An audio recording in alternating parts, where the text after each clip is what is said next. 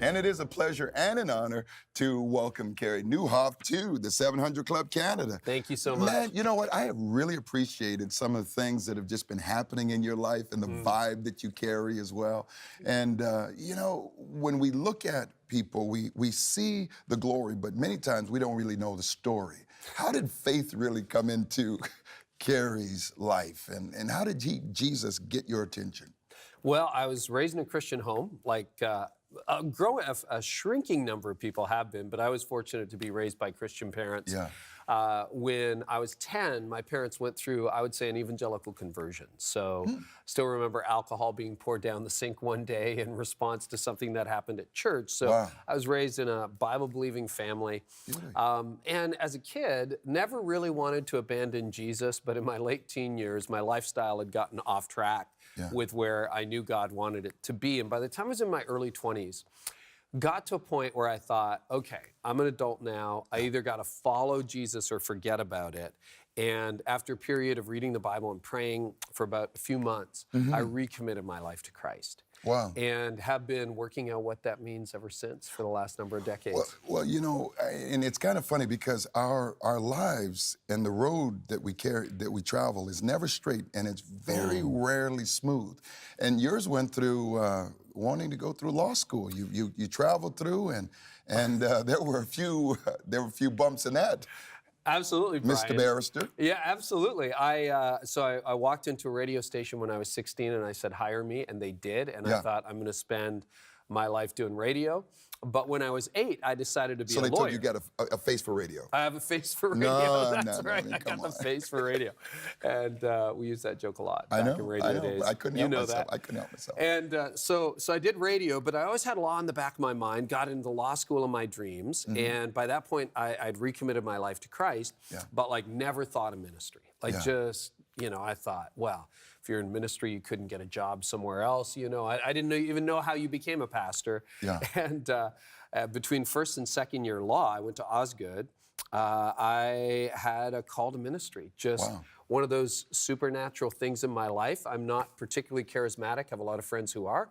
But, you know, I read my Bible and pray, but it's not like God says, you go here and you go there. And so, but God showed up supernaturally. I ended up finishing law, worked for a year in downtown Toronto, got called to the bar, and then went to seminary, but was really confused. It's like I'm here out of obedience, but I thought, I don't have the gifts for ministry.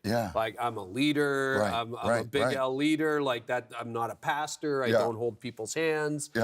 Mercy is the bottom of my gift along with help, so I'm gonna be a disaster in a congregation.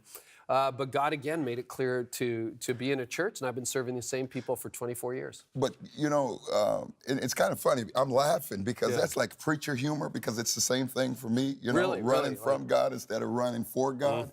And then all of a sudden, 24 years later, now you're looking at yourself, and Connexus has been a baby of yours that God planted you in, and he really started to do some really neat things. Talk to us about that. Yeah, he did. So we started Connexus Church about 12 years ago.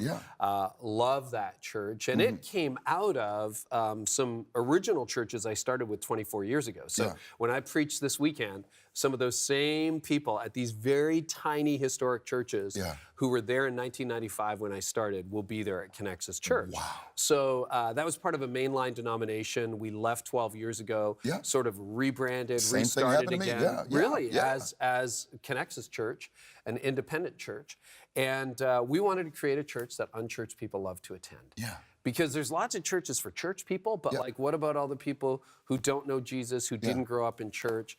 And so we grew from a handful of people back in '95 to about 1,500 people on the weekend today. We have 3,000 or 4,000 people who call our church home. And every week, like 4,000 to 6,000 people join us online, which is amazing to me. You know, and I think that's fantastic, because you're cool. I mean, I'd love to just be around you anyway, you know, as I a don't pastor, know about that. right? Ask my kids. No. Well, that's another story. That's a whole there, other story, isn't it? But aside from doing that, you do so many other things as well. I mean, you've got a beautiful book, and we're going to talk a little bit about that. Didn't see it coming. I mean, I didn't see this coming as well, right? But at the same time, you do a podcast, and leaders, you're really determined to make sure that leaders understand some of the most important questions that are facing now. Yeah, well, the one constant in my life is change. And I've got this real heart for leaders. And so a number of years ago, I started writing a blog. And then out of that, I was having amazing conversations. So I started a leadership podcast, which has really taken off beyond anything I imagined. And then that's my 4th book in the last decade. But I think this is brilliant. Didn't see it coming. Talk to us about what people need to get out of this, because I highly recommend that they need to get this. Well, thank you.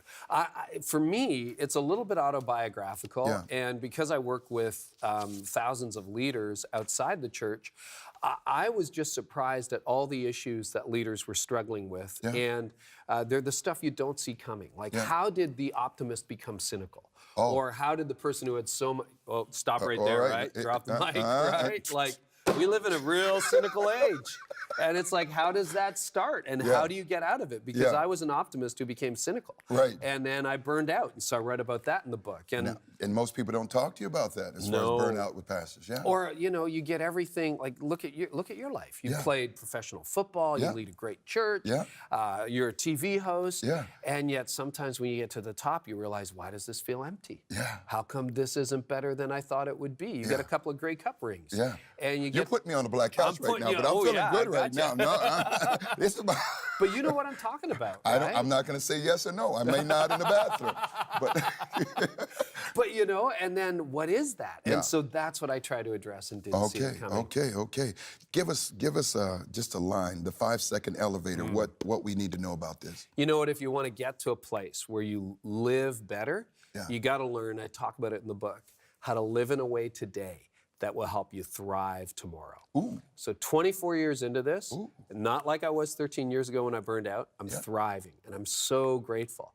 And I think you can learn to see the obstacles that stand in the way between you and what God has in place for your life. And you can live in a way today that doesn't just help you survive, but thrive tomorrow. And that's what the book's about. Where can people get this? They can get it anywhere books are sold. It's available in retail, Amazon.